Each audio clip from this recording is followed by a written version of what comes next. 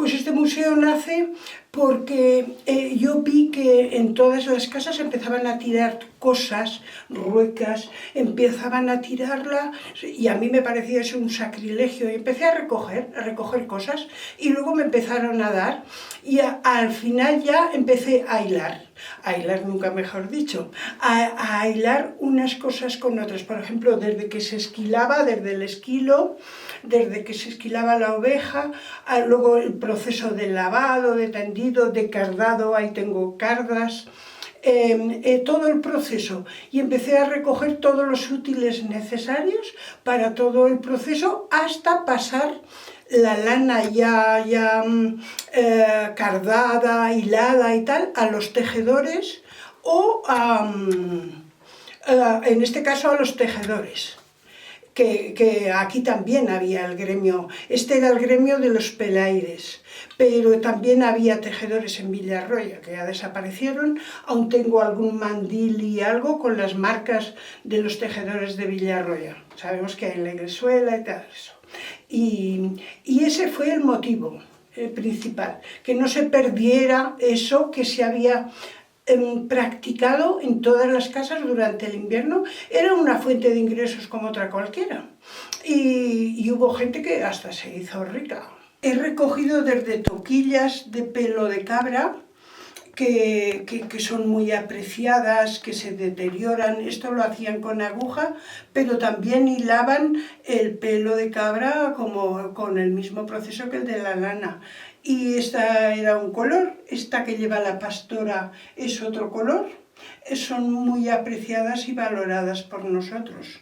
Luego también me han dado, por ejemplo, tengo unos zuecos de jorcas, es una cosa que ponían encima del aparejo de los caballos los días de fiesta para engalanarlos y les colgaban los pendones aquí por los lados, era para engalanar a las caballerías los días de fiesta y también está tejido por aquí. Este mandil, por ejemplo, también en Villarroya, tiene la marca de los tejedores, era Vicente Villarroya, uno de ellos, y ponía sus iniciales, en fin, que solían, casi todas las mantas antiguas, en una esquina tienen la marca de los tejedores. Guardo las cestas también, porque servían para ir al río, para que la lana no se le fuera al río abajo, que se lavaba en la corriente de agua, pues usaban siempre estas cestas. La mayoría me las han dado, muchas, otras he comprado, otras, bueno, vamos así, pero sobre todo era muy importante que no se tiraran a la basura, porque se tiraban a la basura, deshacían sayas estupendas, antiquísimas, las deshacían para manta, eso no podía ser. Bueno, digamos que he llegado a tiempo y estoy orgullosa, no es que eso, pero eso es una cosa que era una fuente de ingresos importante en esta zona y en otras donde hubiera ovejas. Pero en esta zona la conocemos y hubo esos gremios, los de los pelaires y los de los tejedores. Los pelaires son los que daban los primeros pasos, desde esquilada la lana, lavarla, escardarla, quitarle las impurezas, tal y cual, cardarla hasta llegar a hilarla. Primero empezaron a hilar a mano, esto es una rueca de mano. Porque a esto lo llaman rueca, pero esto vino después.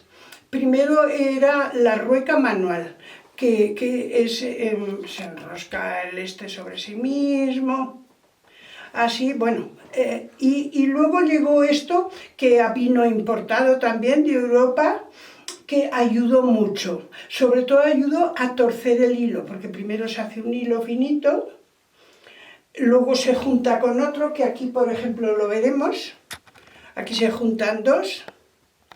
Eso se hacía todo artesanalmente y luego se retuerce sobre sí mismo para que sea muy consistente y tenga mucha fuerza. Pues entonces esto, lo que llama la gente rueca, que es un torno para nosotros, esto servía para retorcer el hilo, para torcerlo y que fuera más consistente y más esto. Y gracias a eso pues pudieron exportar mucha lana pues para abastecer a los ejércitos cuando había tantas guerras y había que vestir a la gente, pues gracias a eso fue una fuente de ingresos importantísima. El último paso que daba el pelaire era hacer las madejas, que yo creo que mide 1 metro. Hacían madejas más espesas que esto, y ya las vendían. Las vendían o a peso, por unidades, según acordaran. Y luego unos las teñían con hierbas y distintos... Ese era otro paso, pero que ya no lo daban los pelaires. Los pelaires era transformar la lana de una cosa así, recién esquilada, lavarla, cardarla, hilarla, hasta que llegaban a este proceso. ¿La lana la trabajaban en sus propias casas o había talleres? Había casas. Muchos, al principio lo hacían cada uno en su casa. Luego hubo agrupaciones, la agrupación de los gremios que ya se agrupaban en un local. Pero hubo muchas veces, mucho tiempo, que cada uno lo hacía en su casa y hacía lo que medianamente podía. Vale, ¿y lo trabajaban hombres y mujeres? Sí, por la noche y a luz de candil, que aún tenía más mérito. Pero como las noches eran tan largas en invierno, no había televisión, no había de nada, pues bueno, pues aprovechaban el tiempo. Y lo aprovecharon muy bien. Desde el medievo empezaron a hacer esto, hasta el siglo pasado, es que hasta el siglo pasado fue una fuente de ingresos bárbara. Y ahora la lana está cotizada, pero ya no es tan necesaria para hacer uniformes, para las polainas de nieve, todas esas cosas, ya no era tan necesaria porque había otros textiles. Claro, ¿por qué se pierde el sector? Pues eso, porque deja de haber guerras y deja de haber demanda, una demanda masiva, porque claro, ya no había que abastecer a los ejércitos y todo eso, y ya no se exportaba, porque se exportó hasta fuera de España, por Valencia. De hecho, esto de la ruta de los pilones parece ser que también fue uno de los motivos para que se pudiera exportar al Mediterráneo y exportarlo a Nápoles, fuera de España. Porque era muy, en fin, que era el textil por excelencia, vamos, lo que se empleaba para las prendas de vestir, algodón, lana, y aquí teníamos lana. ¿Hasta qué lugares se llegó a exportar la lana de Villarroya? Pues yo que tenga entendido hasta Nápoles, sur de Francia, todo, fuera, pero sobre todo abastecer todo Levante, toda esa zona que ya no tenían tantas ovejas. Fue muy extenso, porque por Burgos, León, todo esto también se practicó esto. Todas las zonas de montaña que había ovejas fue una fuente de ingresos muy importante. Claro, se empieza a trabajar la lana por eso, ¿no? Porque hay un sector ganadero. Porque sí, bueno, era lo que tenías, vendías lo que tenías, que es lo que hacemos siempre, ¿no? En todas partes. Pues vendes lo que tienes, pues la lana, además de los corderos, la carne, tal, pues eso, la lana.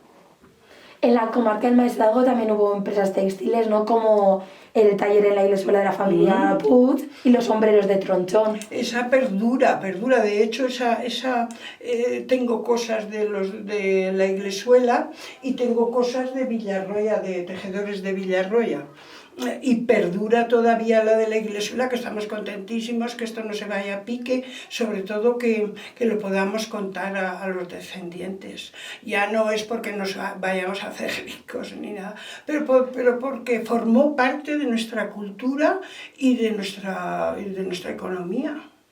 Claro, parte de esta lana es posible que también se vendiera en esos dos negocios. Seguro, ellos se abastecerían de todos.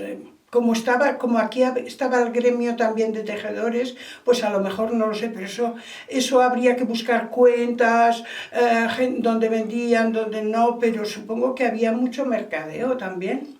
A ver quién la compraba más barata, quién la vendía más, eso es viejo, el mercadeo. Claro. Este museo lo tienes dentro de la Casa Rural, sí. ¿No?